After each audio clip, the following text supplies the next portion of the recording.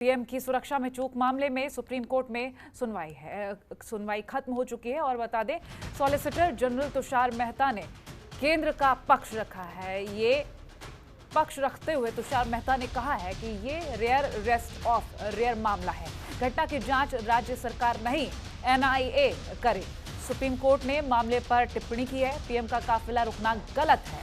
ये मामला सिर्फ लॉ एंड ऑर्डर का नहीं है, सिर्फ राज्य सरकार जांच नहीं कर सकती। तो सुप्रीम कोर्ट में सुनवाई हो गई। तो आपको अहम जानकारी साझा कर रहे हैं। और तुषार मेहता का कहना, शक के दायरे में पंजाब के गृह सचिव, पंजाब हरियाणा हाई कोर्ट के रजिस्ट्रार रिकॉर्ड में सुप्रीम कोर्ट ने मामले पर टिप्पणी की है। पीएम मोदी की सुरक्षा में चूक का मामला, पीएम का काफिला रुकना गलत, सुप्रीम कोर्ट की तरफ से कहा गया। और साथ ही ये भी कहा गया कि ये मामला सिर्फ लॉ एंड ऑर्डर का नहीं, सिर्फ राज्य सरकार जांच नहीं कर सकती। पीएम की सुरक्षा में चूक मामले पर सुप्रीम कोर्ट की सुनवाई खत्म हो चुकी है।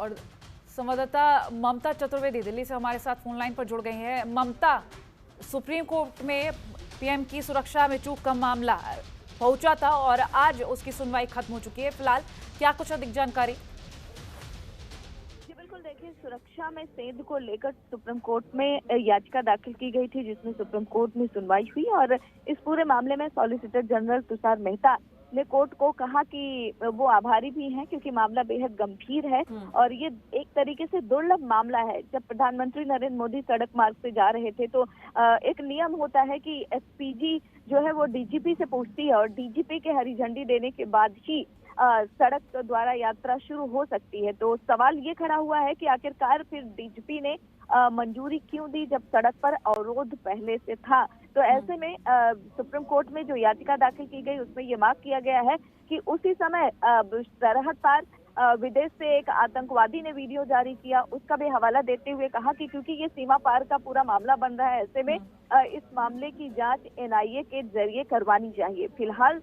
जो सुनवाई है वो सुप्रीम कोर्ट में हुई है और कहा जा सकता है कि लगातार सॉलिसिटर जनरल इस पूरे मामले को लेकर दलील पेश कर रहे थे। और उन्होंने कहा कि कहीं न कहीं साफ तौर पर देखा जा रहा था कि जब प्रधानमंत्री का काफिला गुजर रहा था तो उस दौरान जो पुलिस वाले थे वो प्रदर्शनकारियों के साथ चाय की चुस्की ले रहे थे, चाय पी रहे थे।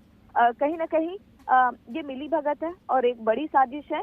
और एक आतंकवादी जो सरहद पार था उसने एक वीडियो भी जारी किया और उसने ये कहा अपने वीडियो में कि हिंदुस्तान में कुछ ऐसा होने वाला है जो अंतर्राष्ट्रीय स्तर पर शर्मिंदगी की वजह बन सकता है। तो कहीं न कहीं इस पूरे मामले को लेकर एनआईए जांच की मांग की गई है। ठीक है, एनआईए जांच की बात कही गई है, जैसा कि जानकारी में सामने आ रहा है। और ये भी कहा गया कि मामला सिर्फ लॉ एंड ऑर्डर का नहीं है, राज्य सरकार जांच नहीं कर सकती। तो फिलहाल अगर हम बात कर रहे हैं इस पक्ष की, क्योंकि याचिका दायर की गई थी सुरक्षा को लेकर, अब हम अगर बात करें राज्य सरकार की तरफ से कोई प्रतिक्रिया अभी तक?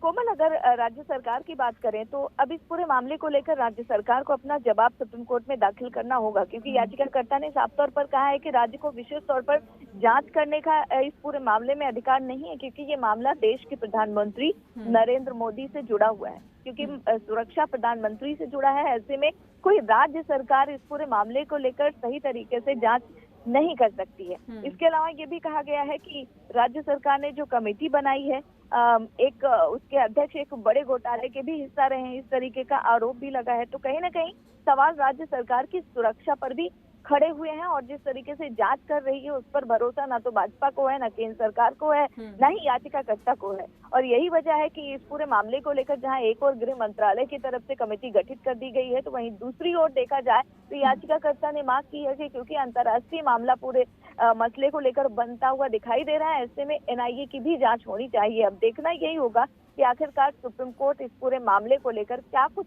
निर्देश देता है। खबरों के निष्पक्ष विश्लेषण के लिए सब्सक्राइब करें Janatantra TV and press the bell icon. Never miss any update.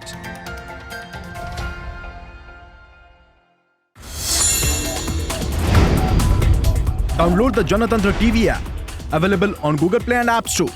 Download it now.